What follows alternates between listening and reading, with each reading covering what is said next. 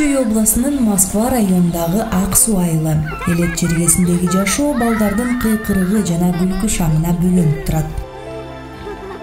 Бул бала этияттыгы жана баардык нерсеге өзгөчө тактыгы менен башка балдардан айырмаланып турат. Өзүнүн велосипеди бар, аны асырап алган үй бүлөсү тартуулаган. Кээде бала унаасын кичинекей карындашына да тепкенге берет. Они жили в детском доме, брат и сестра. Булар балдар үйүндө агасы карындашы экөө жашашкан. Апасы менен атасы ажырашып, апасы эң улуу жана кичүү кызын өзү менен ала кеткен. Бул экөөнү атасына калтырган. Атасы кийин аларды балдар үйүнө өткөрүп берип, Россияга кеткен. Балдар 6 ай ошол жерде болушту. Эч кандай документтери жоктугунан мындан ары аларды ошол жакта бага албай калышкан. Мага телефон чалышты. Мен бардым. Можезе кокусунан чакырылган жок. Анын үй бүлөсү кесипкөй тарбиячы үй бүлө болуп саналат. Ал атайы тандоодон өткөн. Кесипкөй бакма үй бүлө бул ата-энесинин камкордугусуз калган балдарды багуунун үй бүлөлүк формасы. Балага альтернативдүү үй бүлөнү камсыз кылат. Бул камкордуктун формасы эл аралык тажрыйбада кеңири колдонулат. Фостердик үй бүлөлөр балдар үйүнө жана интернаттарга альтернатива катары каралган. Бул форма менен жакындан таанышалы. Мисалы, баланын ата-энеси турмуштук оор абалга туш болуп, ага кам көрө алышпайт же бала ата-энесиз калат. Бала камкорчулук жана социалдык кызматтардын жоопкерчилигине алынат. Кызмат белгилүү бир мөөнөткө баланы өз үй бүлөсүнө кабыл алууга даяр. Кесипкөй асырап алуучу ата-энелерди тандоо жана окутуу менен алектенет. Ошондой эле кызмат баланын өзгөчөлүгүн эске алуу менен үй бүлөнү тандайт. Приемная семья в Кыргызстане – это очень востребованная. Кыргызстанда бакма үй бүлө балдарды коргоонун эң талаптуу формасы болуп саналат. Себеби бүгүнкү күндө бизде жетим балдар үйүндө жана интернаттарда 10 миңден ашуун бала бар.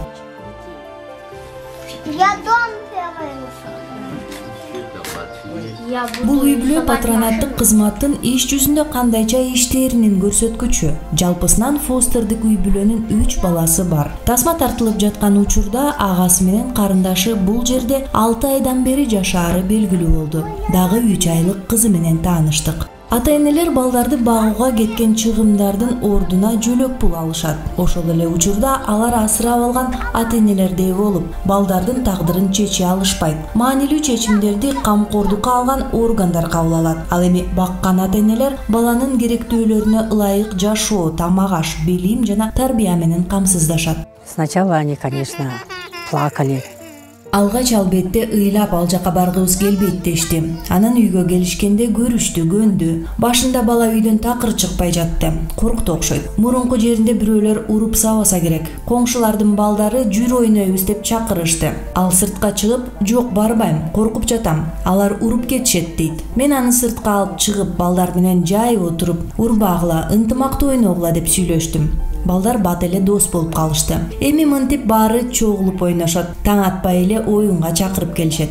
Все играют, вот видите сами, как с утра уже кричат играть.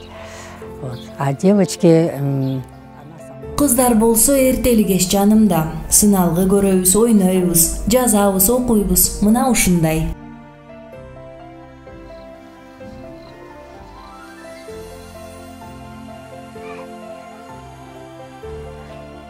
Бул фостердик үй бүлө балдарды өз балдарындай камкордук жана мээримге бөлүп багат. Балдар түйшүк дегенди билбей, балалыктын таттуу дамын татып тарбияланууда.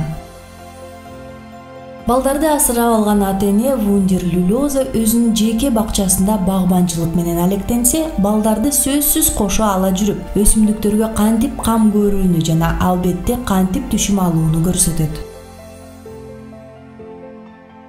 Мы их воспитываем. Самое главное. Воспитание есть. Трудовое. Эң башкысы биз аларды тарбиялайбыз. Эмгекке тарбия, физикалык тарбия беребиз. Мен атүгүл аларга турник койдум. Булчуңдарын чыңап, пресс топтоп жатышат. Андан ары жашоодо коом менен мамиле түзүп, адам болуп жашашы керек. Аксакалдарды сыйлап, учурашып дегендей. Биз дене тарбия, эмгекке үндөп жана руханий тарбия берип жатабыз. Ребенок, который Ата эненин камкордугусуз жетим калган баланы оор акыбалга таштабай, баккан үй-бүлөгө жайгаштыруу өтө маанилүү. Ал үй-бүлө жетим баланы багуу жана ага кам көрүү боюнча атайын окуудан өткөн. Жетим балдар үйүндө же мектеп-интернаттарда бала жеке мамиледен өксүп, жан дүйнөсү аксайт. Башкача айтканда, балдар үйүндө жатаарда ага эч ким бейпилтүүн каалап, башынан сылабайт. Эртең менен жай жатып жакшы турдуу, эмне түш көрүп, эмнени кыялдангандыгын, эмне тынчсыздандырып жатканын, бүгүнкү пландары кандай экендигин эч ким андан сурабайт. Биздин байкообузга караганда, бакма үй-бүлө асырап алганда балдар жетим балдар үйүнөн келгенде сүйлөбөй же сүйлөречи, өнүгүү жана билим деңгээли начар болуп келишет. Фостердик үй-бүлөлөрдө алар абдан тез өөрчүп башташат. Дагы бир кесипкөй фостердик үй-бүлө. Бир топ бала Сейил жана Шамыркандын тарбиясын алышты. Азыр алардын өздөрүнүн уулу бар. Жакында интернаттан дагы бир кыз жана бир бала алып кетишти. Анан биринчи баланы барып көрүп аттык, 2 бала алдык сразу. Жалдан, детский домдон. Экөө чоңураак болчу, бирок аябай бат эле үйрөнүп кеттик. Аябай кабылады, 1 жыл бактык аларды. Кыз менен эркек бала эле. Окуттук, алар келгенде окуганды билишти эмес. Окуттук, 1-класска алып бардык. Үй шыпырган үйрөтүп, кыска тамак жасаган үйрөнүп калышты баары. Өстүм эсти мама, папа деп аларда көнүп калышты аябай. Окутуу процессинде ата-энелер жана алардын үй-бүлөсүндөгү бакма балдарды мезгил келгенде бөлүнүүгө даярдашат. Бала менен мамиле түзүүнү, баланын өзүн кантип даярдоону үйрөнүшөт. Бөлүнүп ажырашып кетүү кыйын. Бирок балдар асырап алуучу ата-энелер табылганга чейин же алар биологиялык үй-бүлөсүнө кайтып келгенге чейин бир аз убакытка гана бул жерде болоорун унутпоо керек. Шамыркан балдарга күнөсканада жашылча көчөттөрүн өстүрүүгө байланыштуу тажрыйбасын өткөрүп бергенге аракеттенет.